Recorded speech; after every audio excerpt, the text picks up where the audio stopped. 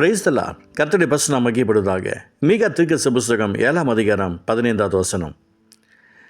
நீ எகிப்து தேசத்திலிருந்து புறப்பட்ட நாளில் நடந்தது போலவே உன்னை அதிசயங்களை காண பண்ணுவேன். எனக்கு பிரியமானவர்களே, அழகான ஒரு ஜீவ வார்த்தை இல்லையா?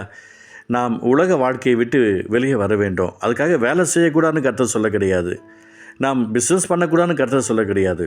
ஒவ்வொருத்தருக்கும் ஒரு விதமான கிருபைகளை கர்த்தர் கொடுத்து வைத்திருக்கிறார். அவங்களுக்கு கொடுத்துருக்கிற கிருபைகளெல்லாம் அவங்கவுங்க பயன்படுத்தணும். அப்போது உன்னை அதிசயங்களை காண பண்ணுவேன்னு சொல்கிறாரு. ஆனால் ஒரு விஷயம், நீங்கள் பிஸ்னஸ் பண்ணுறவங்களா இருந்தால், நீங்கள் ஒர்க் பண்ணுறவங்களா இருந்தால், இல்லைன்னா எந்த விதத்துலையும் சோர்ஸ் இல்லாமல் இருந்தால், இல்லை நீங்கள் ஊழியத்தில் இருந்தால், நீங்கள் எப்படி இருக்கணும்னு கர்த்தர் ஒரு வாக்கு பண்ணியிருப்பார். இப்போது நீங்கள் ஒர்க் பண்ணுறவங்களா இருக்கிறீங்க. ஒர்க் பண்ணுறவங்க எப்படி இருக்கணும்? அந்த தேவனுடைய நாமத்தை மகிமைப்படுத்தும்படியாக, உத்தமமாக, உண்மையாக, அவருடைய சித்தத்து பிரகாரம் நடக்கிறவர்களாக நீங்கள் இருக்கணும். ஆண்டவர் அதை தான் எதிர்பார்க்கிறார். நாம் அதில் உண்மையாக இராவிட்டால், இந்த உண்மையுள்ள வார்த்தை எப்படி நம்முடைய வாழ்க்கையில் பலிக்கும்? நீங்கள் பிஸ்னஸ் பண்ணுறீங்க, அந்த பிஸ்னஸில் நீங்கள் உண்மையாக இராவிட்டால், நம்ம சம்பாதிக்கிறது நல்ல விஷயந்தான். அதுக்காக ஒருத்தவங்களை அழிச்சிட்டு சம்பாதிக்கணும்னு கிடையாது. ஒருவேளை மார்ஜின் வச்சு விற்கலாம், நீங்கள் கொஞ்சம் எக்ஸ்ட்ரா வச்சு விற்றுடுங்க. ஆனால் நீங்கள் உங்கள் இஷ்டத்துக்கு மற்றவங்களை அழித்து தான் நீங்கள் சம்பாதிக்க நினச்சிங்க அப்படின்னு சொன்னால், இந்த வார்த்தை எப்படி உங்களோட வாழ்க்கையில் பலிக்கும்?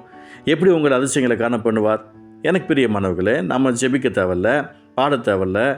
நம்ம டைரெக்டாக ஊழியத்துக்கு மட்டும் போயிட்டு வந்துருந்தால் ஆண்டவரால் நமக்கு ஒரு அற்புதமும் நடக்காது, ஒரு அதிசயமும் நடக்காது. இந்த உலகத்தில் இருக்கிற எந்த ஊழியக்காரர்கள் நமக்காக ஜெபித்தாலும் ஒரு அற்புதத்தை பார்க்க முடியாது. அதுக்கு நம்ம என்ன செய்யணும்? ஜெபிக்க வேண்டிய நாம ஜெபிக்கணும். ஏசப்பா அதிகாலையில் இருட்டோடு எழுந்து வனந்தபன் இடத்துக்கு போய் அங்கே ஜெபம் பண்ணினாராம். மாலை தோறும் அந்த இடத்துல போயிட்டு சில அற்புத அடையாளங்களும் செஞ்சுட்டு இருந்தாராம். அவர் தினமும் தேவனோட நெருக்கத்தை விட்டுடாமல் கரெக்டாக ஃபாலோ பண்ணிருந்தாராம். அதனால தான் அதிசயங்கள் நடந்துச்சு.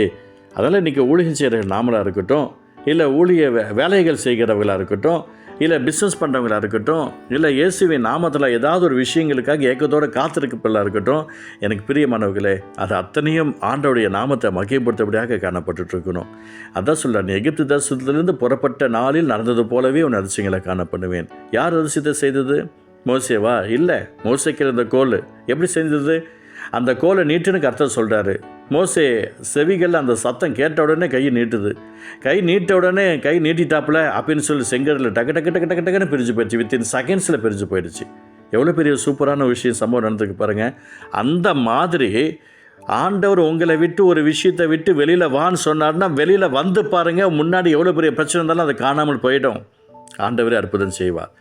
மோசேயுடைய கோலுக்கே செங்கடல் ரெண்டாக பிளந்துச்சு அப்படின்னு சொன்னால், இயேசுவின் ரத்தத்தினால கழுவப்பட்டு இருக்கிற ஒரு மனுஷன் மேலே ஒரு மனுஷி மேலே கர்த்தருடைய ஆசீர்வாதம் எவ்வளவு அதிகமாக இருக்கும். ஆமென். நான் உங்களுக்கு சொல்கிறேன், இயேசுவின் நாமத்தினால உன்னை அதிசயங்களை காண பண்ணுவேன் என்று கர்த்தர் வாக்கு பண்ணுகிறாருங்க. உன்னை அதிசயங்களை காண பண்ணுவேன். நீங்கள் நல்லா இருக்கணும். அதுக்கு நீங்கள் செய்ய வேண்டிய ஒரு காரியம், நீங்கள் தான் அந்த உலக காரியங்களை விட்டு வெளியில் வரணும்.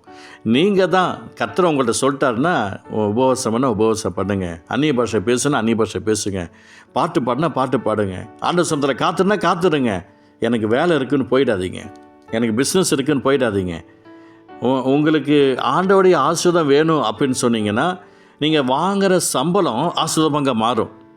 அது எந்த விதத்தில் செலவு வராது. உங்களுக்கு அந்த பணம் உங்களுக்கு மல்டிப்ளைவாக மாறிடும். ஆனால் தேவனுடைய சத்தத்துக்கும் சித்தத்துக்கும் செவி கொடுக்காமல் போயிட்டீங்க அப்படின்னு சொன்னால், தேவனால் உங்களை ஆசீர்வதிக்கவே முடியாது. நான் இயேசுவின் நாமத்தில் சொல்கிறேன். அதனால் நீ எகிப்து தேசத்தில் புறப்பட்ட நாளில் நடந்தது போலவே, அப்படின்னா யார்? நான் போல் வேறு எதாவது அனுப்பி வைக்கிறேன்னு சொன்னால் ஆகுமா? இவங்க வெளியில் வந்ததுனால தானே கர்த்தர் அற்புதம் செய்ய முடிஞ்சிச்சு.